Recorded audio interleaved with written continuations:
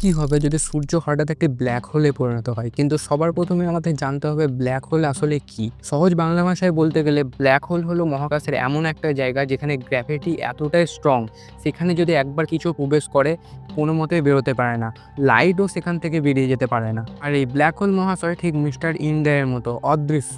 হ্যাঁ, সরাসরি একে দেখা না গেলেও কিন্তু তার চারিপাশে যে বস্তু রয়েছে এবং সেখানকার আলোর গতিবিধি দেখে এদের ভালোভাবেই চিনে নেওয়া যায়। কিন্তু ব্ল্যাক হোল তৈরি হয় কিভাবে? ধরো যখন একটি ম্যাসিভ স্টার, মানে আমাদের সূর্যের থেকে 20 গুণ বেশি যার ভর, যখন সেটা শেষ পর্যায়ে এসে পৌঁছায়, অর্থাৎ তার নিউক্লিয়ার ফিউশন বন্ধ হয়ে যায়, তখন তার কেন্দ্র অর্থাৎ কোরটি গ্র্যাভিটেশনাল ফোর্সের কারণে ভেঙে পড়ে এবং ভেঙে যাওয়ার সময় প্রচণ্ড বিস্ফোরণ ঘটায়, যাকে আমরা বলে থাকি সুপারনোভা। আর যে ছোট্ট কোরটি রয়েছে ব্ল্যাক হোল, সেখানে রয়েছে ইনফাইনাইট ডেনসিটি, যেখানে ফিজিক্সের কিছু কিছু লও কাজ করে না।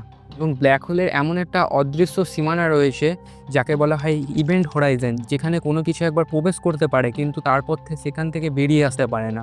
অনেক ধরনের ব্ল্যাক হোল রয়েছে, যেমন stellar black hole, intermediate black hole, micro black hole, supermassive black hole.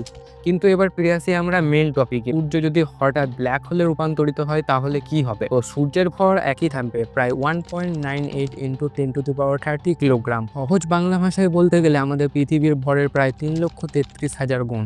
এই ভরের ব্ল্যাক হোলের ব্যাস হবে মাত্র 3 কিলোমিটার, যা সূর্যের 14 লক্ষ কিলোমিটার ব্যাসের তুলনায় অনেক কম। পৃথিবী যেখানে ছিল সেখানেই থাকবে, মানে প্রায় সূর্য থেকে 15 কোটি কিলোমিটার দূরে।